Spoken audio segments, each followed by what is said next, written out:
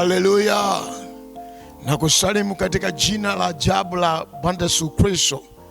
Huu ni wakati mzuri sana ambao Mungu ametupea siku leo kupitia channel yetu ya The Divine Bread ambao Mungu ametupa kwa ajili ya kusikia neno la Mungu la uzima. Basi siku leo tena ni siku njema ambayo Mungu ameiandaa. Kabla siendelea, basi omba inua mkono wako juu nifuatishe maneno haya. Sema, lakini watu wamjua Mungu wao watakuwa hodari na kutenda mambo makuu. Lakini watu wamjua Mungu wao watakuwa hodari na kutenda mambo makuu. Mimi ninayemjua Mungu wangu nitakuwa hodari na kutenda mambo makuu. Mimi ninayemjua Mungu wangu nitakuwa hodari na kutenda mambo makuu. Yesu Kristo ni yeye yule jana na leo na hata milele. Yesu Kristo ni yeye yule jana na leo na hata milele. Amen. Siku leo katika channel ya The Divine Bread, naomba tushirikiane la Mungu kutoka kitabu kile cha Wafilipi mlango ule wa 3. Wafilipi mlango ule wa 3 na kuanzia ule mstari wa 6 mpaka mstari wa 14. Wafilipi mlango ule wa 3 kuanzia ule mstari wa 6 mpaka mstari wa 14. Tuombe. Baba Mungu, nakushukuru kwa jina Yesu Kristo, wakati mzuri au unaofaa mfalme wa mbinguni wa siku leo. Umetupatia wakati mzuri wa kusikia tena neno lako la uzima. Hivyo Mungu, ninaomba wachie neema yako kubwa siku leo. Waguse watu wako ambao Bwana wanakwenda kushiriki nami katika neno la uzima. Guse huyo baba pale alipo, yule mama pale alipo, yule binti pale alipo, yule kijana pale alipo, mfalme mbinguni. Nitumie mtumishi wako Bwana kunena neno lako la uzima kwa watu wako. Kwa jina Yesu Kristo aliye hai nimeomba na kuamini, na mpendwa pale ulipo sema amen. Wafilipi mlango ule wa 3 kuanzia ule mstari wa 6, neno la Mungu linasema, kwa habari ya juhudi mwenye kuliudhi kanisa, kwa habari ya haki ipatikanayo kwa sheria sikuwa na hatia, lakini mambo yale yaliyokuwa faida kwangu nalihesabu kuwa hasara kwa ajili ya Kristo. Naam, zaidi ya hayo nahesabu mambo yote kuwa hasara kwa ajili ya uzuri usio na kiasi wa kumjua Kristo Yesu Bwana wangu, ambaye kwa ajili yake nimepata hasara ya mambo yote, nikihesabu kuwa kama mavi, ili nipate Kristo. Mstari ule wa 9, tena nionekane katika yeye, nisiwe na haki yangu mwenyewe ipatikanayo kwa sheria, bali ile ipatikanayo kwa imani iliyo katika Kristo, haki ile itokayo kwa Mungu kwa imani. Mstari wa 10, ili nimjue yeye na uwezo wa kufuka kwake na kwa ushirika wa mateso yake, nikifananishwa na kufa kwake. Mstari 11, ili nipate kwa njia yoyote kuifikia kiama ya wafu. Si kwamba nimekwisha kufika au nimekwisha kuwa mkamilifu, la, bali na kaza mwendo, ili nipate kulishika lile ambalo kwa ajili yake nimeshikwa na Kristo Yesu. Ndugu, sijidhani nafsi yangu kwamba nimekwisha kushika, ila natenda neno moja tu, nikiyasahau yaliyo nyuma, nikiachumilia yaliyo mbele, na kaza mwendo nifikirie mede ya thawabu ya mwito mkuu wa Mungu katika Kristo Yesu. Mstari wa 15, Basi sisi tulio wakamilifu na tuwaze hayo, na hata mkiwaza mengine katika jambo lolote, Mungu atawafunulia hilo nalo. Lakini hapo tulipofika, na tuendelee katika hilo hilo. Amen. Haleluya. Ujumbe wa leo mpendwa, na kukumbusha ni huu: songa mbele, kamwe usirudi nyuma. Amen. Songa mbele, kamwe usirudi nyuma. Ndio ujumbe ambao Mungu amenipa leo. Songa mbele, kamwe usirudi nyuma.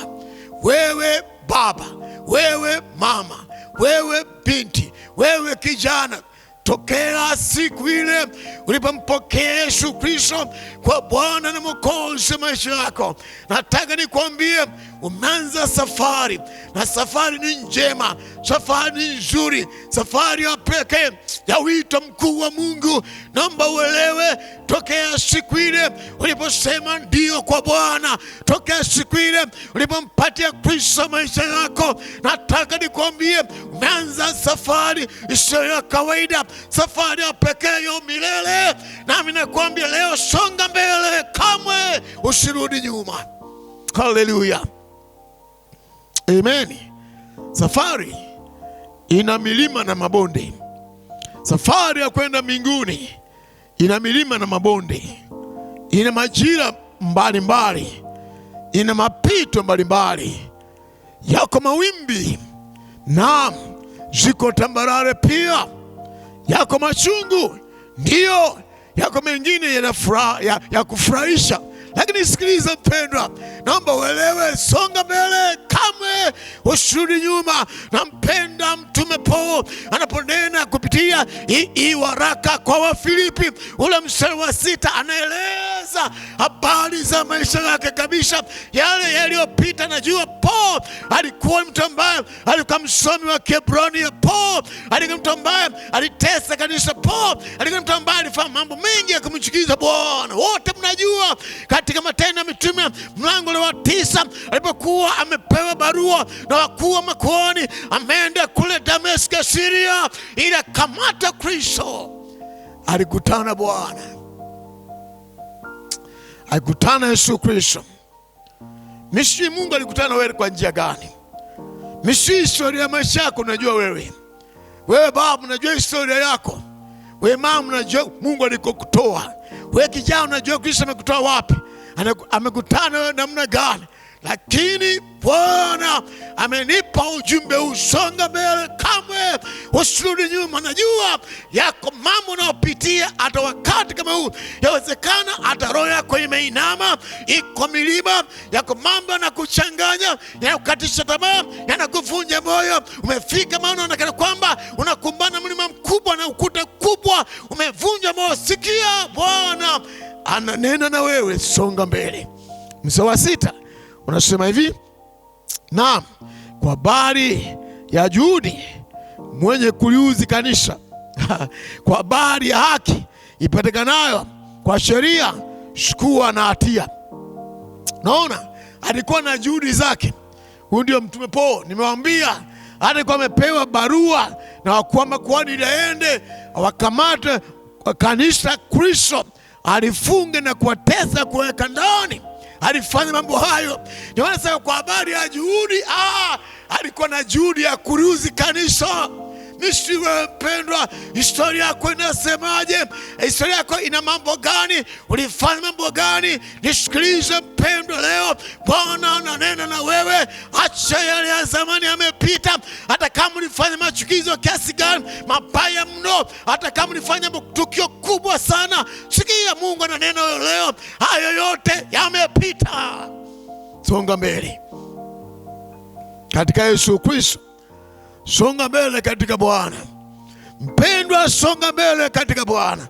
Mama, songa mbele katika Bwana. Wewe baba, songa mbele katika Bwana. Narudia, anasema kwa habari ya juhudi mwenye kuliuzi kanisa, kwa habari ya haki ipatikanayo kwa sheria, sikuwa na hatia. Mstari wa 7, lakini mambo yale yaliyokuwa ya faida kwangu na alihesabu kuwa hasara kwa ajili ya Kristo, na zaidi ya hayo na alihesabu mambo yote kuwa hasara kwa ajili ya uzuri usio na kiasi wa kumjua Kristo Yesu Bwana wangu, ambaye kwa ajili yake nimepata hasara ya mambo yote, nikahesabu kuwa kama mavi.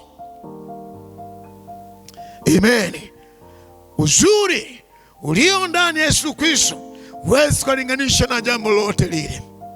Uzuri ulio ndani ya Mungu huwezi kulinganisha jambo lote lile. Mpendwa, wewe uliokoka, uzuri kabisa tulionao ndani ya Kristo huwezi kulinganisha na. Yesu amekupa amani. Yesu amekupa furaha. Yesu amekuinua. Yesu amekufanya wa maana. Ona ulivyo Kristo alikokutoa. Amekutoa mbali, amekuinua, amekusamehe dhambi zako. Umesamehewa. Ulikuwa mwenye dhambi, ulikuwa ufai, ulikuwa chukizo mbele ya Bwana, lakini Bwana amekuinua, amekutoa kwenye matope, amekutoa katika hali mbaya, amekupandisha Bwana. Ona uzuri ulio katika Yesu Kristo. Nataka niwaambie, huwezi kulinganisha maisha ya wokovu na maisha yote yale. Huwezi kulinganisha. Mengine maisha ya hasara tu, ni hasara tu mpendwa. Mwingine anasema kwamba Bishop, kabla siokoka nifanya na haya. Nataka kwamba yote hayo yalikuwa ni hasara. Wengine kuna shindwa hata kulala nyumbani kwako. Ulikuwa unalala kirabuni, ulikuwa unalala kwenye shida, kwenye maumivu, ulikuwa umekosa furaha. Na mpende Yesu Kristo Mwokozi wetu, ambaye katika yeye tumekombolewa. Iko furaha katika Yesu Kristo. Songa mbele, usirudi nyuma. Songa mbele. Paulo anasema mambo yale yote yaliyo ni hasara. Nataka nimwambie, maisha yenye uhakika, maisha yenye amani, maisha yenye furaha katika Yesu Kristo, maisha ya amani na utulivu, maisha ya uhakika na utulivu, haleluya, ni katika Yesu Kristo. Ninakuhubiria leo wewe baba mwingine unashangaa uko mahali umebanwa, unatamani uache wokovu. Nisikilize, kuacha wokovu ni hasara kubwa mno, haina maelezo. Katika wokovu ndio yako mambo ambayo yanakusonga, yako mambo ambayo yanakuvunja moyo. Nisikilize mpendwa, songa mbele. Haleluya, songa mbele baba, songa mbele mama. Hata kama marafiki zako wanakuvuta nyuma, hata kama mazingira yanakuvuta nyuma, hata kama mapito mbalimbali yamesha mbele yako, nisikilize, Bwana atakufanyia njia, utatoka, utashinda. Wewe binti, wewe kijana, wewe mzee, yawezekana kwenye kampuni yako, kwenye ofisi yako, huku nakofanyia, mwingine serikalini, kuna majali mbalimbali, mwingine kwenye biashara, mwingine ni mkulima, ni mfugaji, mwingine ni binti, uko chuo, uko wapi, nisikilize, Bwana ananena na wewe. Songa mbele. Maisha katika Kristo Yesu huwezi ukalinganisha na jambo lote lile. Paul anasema yale mengine yote yale anahesabu kama mavi kuliko ukilinganisha na uzuri ulio katika Kristo Yesu. Mengine yote hao ni takataka, yanapita, ni ya muda tu, yanapita, ni kama uchafu, ni kama garbages, ni uchafu ukilinganisha na uzuri ulio katika Kristo Yesu. Niwaambie kwamba furaha na kweli viko kwa Kristo, amani ya kweli, utulivu wa kweli, baraka ambazo hazina majuto ziko katika Kristo Yesu. Huwezi kulinganisha na kitu chochote. Uzuri tulionao katika Yesu Kristo huwezi kulinganisha, hauna mbadala. Huwezi kulinganisha chochote. Mstari wa 8 Paulo anasema, naam, zaidi hayo na hesabu mambo yote kuwa hasara kwa ajili ya uzuri usio na kiasi wa kumjua Kristo Yesu Bwana wangu, ambaye kwa ajili yake nimepata hasara ya mambo yote, nikihesabu kuwa kama mavi, ili nimpate Kristo Yesu. Haleluya. Paulo anaeleza alikuwa na cheo, kama ni vyeo alikuwa navyo, kama ni heshima ya duniani alikuwa nayo. Penda nisikilize, uwe na heshima ya duniani bila Yesu ni sifuri. Uwe na cheo cha duniani bila Yesu ni sifuri. Uwe na pesa za duniani bila Kristo ni sifuri. Uwe na miradi mikubwa na mafanikio makubwa, yote ni hasara. Nataka niwaambie, Paulo anasema alikuwa na cheo kikubwa, aliaminiwa, lakini sikilize, akakutana na Kristo akamfungua macho yake. Nami nakwambia leo, Kristo kutana naye atafunga macho yako. Utaona kabisa wewe maisha yako bila Kristo ni hasara kubwa. Yesu Kristo atabadilisha maisha yako, atafanya amana, atafungua fahamu zako. Nami nakwambia uliye katika Kristo, songa mbele. Haleluya, songa mbele katika Kristo Yesu. Iko jambo la baraka sana. Ule mstari unafuatia ule wa 9 nasema, tena nionekane katika yeye, nisiwe na haki yangu mwenyewe ipatikanayo kwa sheria, bali ile ipatikanayo kwa imani iliyo katika Kristo, haki ile itokayo kwa Mungu kwa imani, ili nimjue yeye na uwezo wa kufufuka kwake na ushirika wa mateso yake, nikifananishwa na kufa kwake. Haleluya. Paulo anatamani asonge mbele, amjue Yesu, ajue na uwezo, awe na ushirika na Mungu. Nami nakwambia mpendwa, songa mbele, kama usirudi nyuma. Mungu anataka uwe na ushirika naye, uwe na ushirika na Bwana. Baba, uwe na ushirika na Bwana. Utasikia maisha mazuri, utasikia furaha, utasikia amani, utasikia baraka, utasikia kuinuliwa. Mpendwa, hayo ndio maisha ya uhakika. Songa mbele katika Kristo Yesu. Usiruhusu jambo lote lile ikutoe kwa Kristo. Usiruhusu jambo lote lile ikuvute nyuma. Songa mbele mpendwa, iko thawabu. Ukiendelea kusoma pale mbele, Paulo anasema yanataka amjue Yesu, anatamani amjue Yesu. Nami nakwambia moja ya jambo litakusaidia kusonga mbele ni ile shauku ya kutaka kumjua Yesu, kuwa na Mungu siku zote, kutembea naye, kuwa na ibada naye, kuomba, kushirikiana naye, kumpenda Bwana, kutumika pamoja naye. Nataka nikwambie, utaona furaha ya Bwana itabubujika ndani mwako. Nakwambia leo, songa mbele, kamwe usirudi nyuma. Yako mambo mengi ambayo yanavuta watu nyuma. Huko pale mpendwa, mbona ulikuwa na bidii sana miaka iliyopita, na mwaka unaisha mpendwa, mbona ulikuwa na bidii sana katika mambo ya Mungu? Mbona ulikuwa unaomba sana? Mbona ulikuwa unahubiri? Mbona ulikuwa unafika ibadani mara kwa mara? Mbona ulikuwa unashika kufunga na kuomba? Mbona ulikuwa unasoma neno? Mbona ulikuwa unashuhudia? Mbona ulikuwa unatoa sadaka? Mbona ulikuwa unatoa michango mbalimbali? Mbona ulipenda kazi ya Bwana? Jambo gani linakuvuta nyuma? Sikia mpendwa, Bwana anakuambia leo, songa mbele. Songa mbele mpendwa, Bwana ni mwaminifu, atakusaidia. Songa mbele, usikate tamaa, kamwe usirudi nyuma. Naam, upenda mbele. Mstari 11, ili nipate, haleluya, njia yoyote ya kufikia kiyama ya wafu. 12, si kwamba nimekwisha kufika au nimekwisha kuwa mkamilifu, la bali na kaza mwendo, ili nipate kulishika lile ambalo kwa ajili yake nimeshikwa na Kristo Yesu. Ndugu, asidhani nafsi yangu kwamba nimekwisha kushika, ila natenda neno moja tu, nikiyasahau yaliyo nyuma, nikiachuchumilia yaliyo mbele. I press on. Nasema na kaza mwendo, nifikirie mede ya thawabu ya mwito mkuu wa Mungu katika Kristo Yesu. Mpendwa, songa mbele, iko thawabu. Iko thawabu mbele yako, iko thawabu ambayo Bwana amekuandalia. Usiishie njiani. Hatujaitwa kwenye wokovu tuishie njiani. Songa mbele mpaka mwisho. Haleluya. Songa mbele mpaka mwisho. Usiishie njiani mpendwa.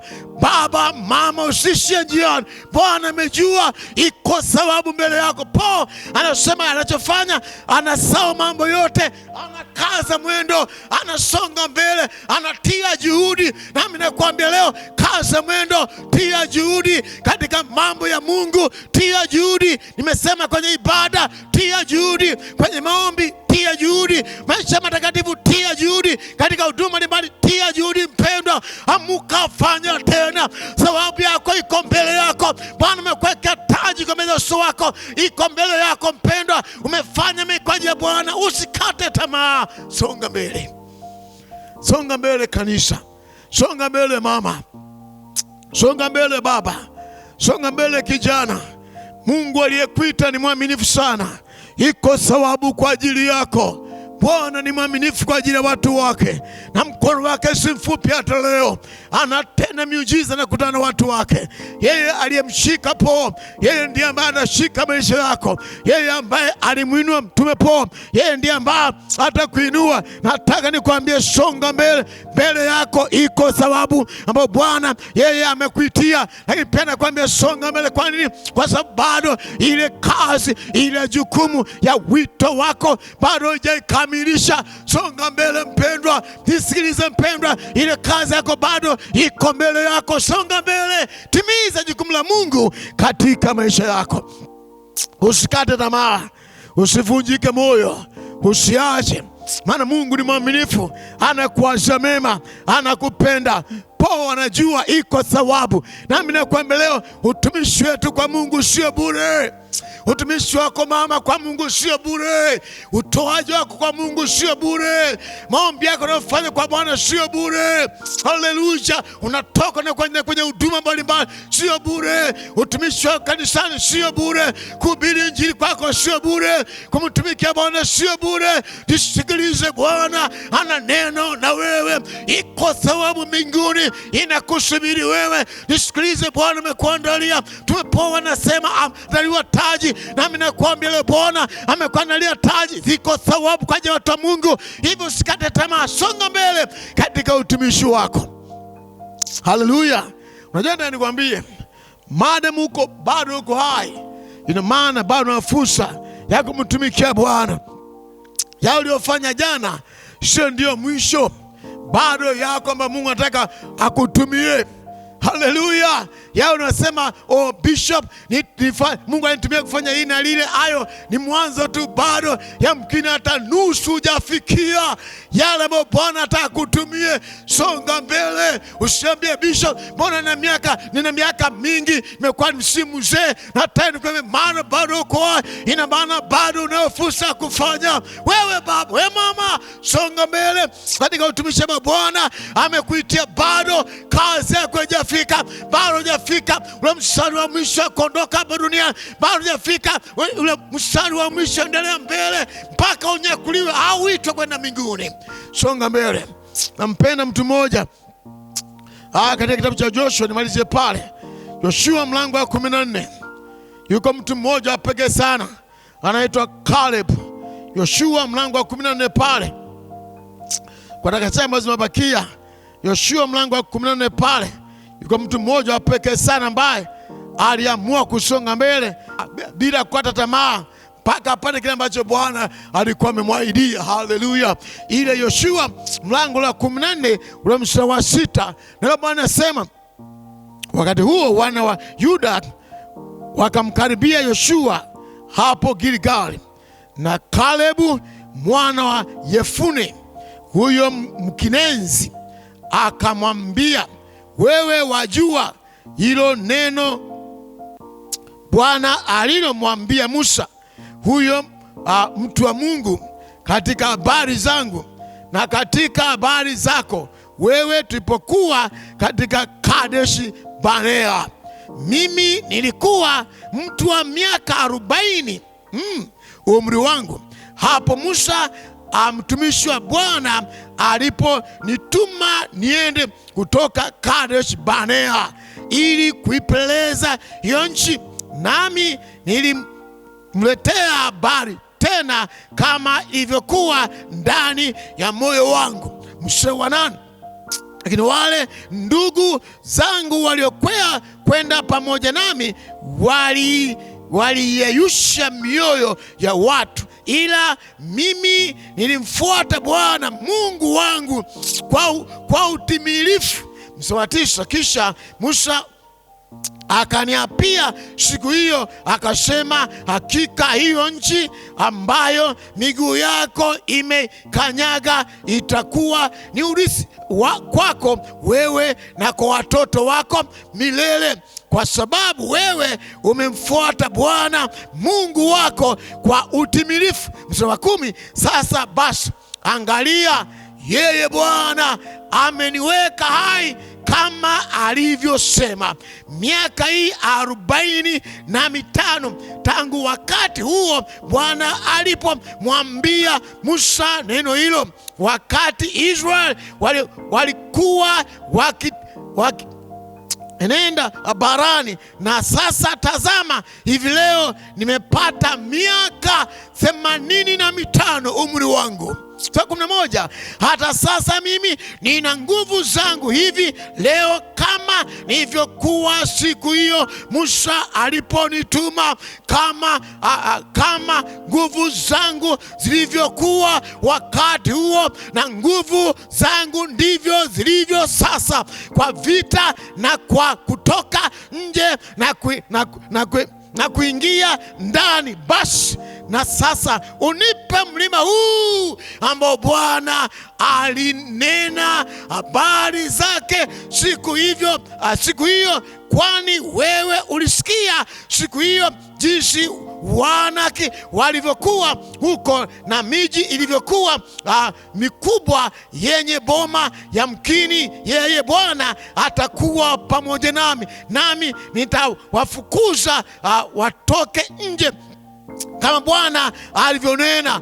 Yoshua akambarikia, akampa Kalebu huyo mwana wa Yefune Hebroni kuwa urithi wake. Kwa hiyo Hebroni ukawa urithi kwa Kalebu mwana wa Yefune Mkeneshi hata leo, kwa sababu alimwandama Bwana Mungu wa Israeli kwa utimilifu. Basi jina la Hebroni hapo kwanza uliitwa Kiriath Arba. Huyo Arba alikuwa ni mtu mkubwa kupita wenziwe wote katika hao Wanaki. Hivyo nchi nayo ikatulia, vita ikakoma. Haleluya, haleluya.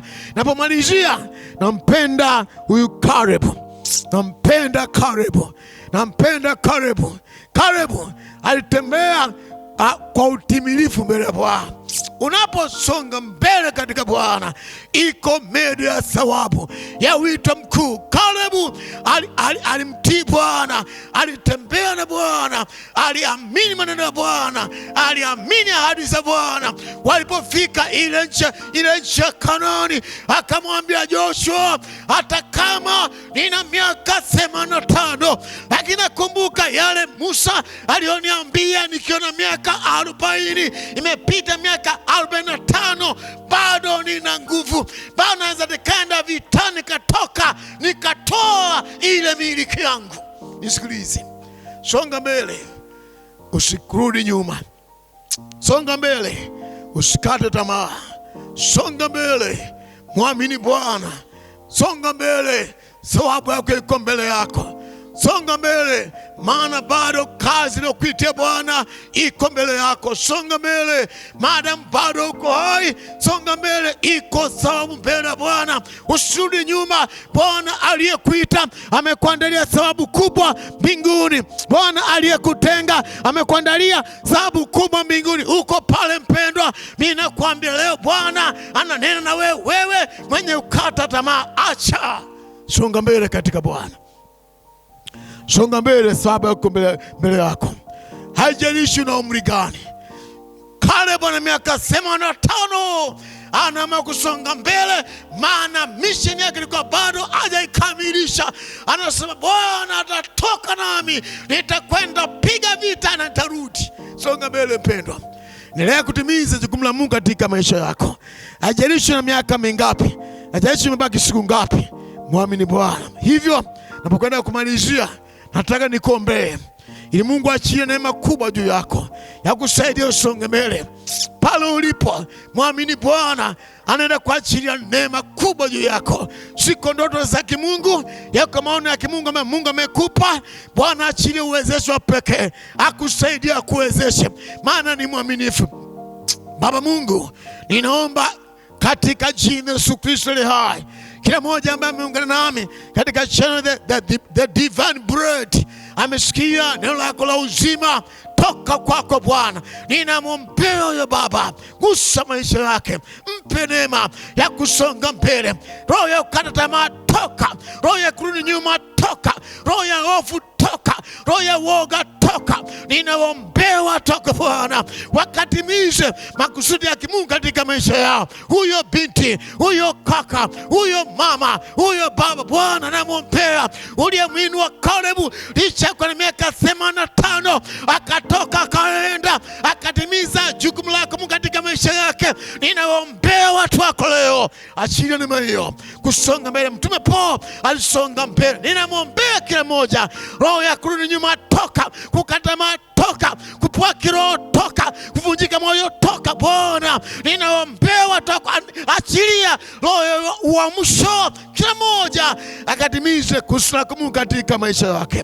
Baba nakushukuru, ubarikiwe sana milele, na wakabidhi watu wako mikononi mwako katika jina la Yesu Kristo nimeomba na kuamini. Pale uliposema amen.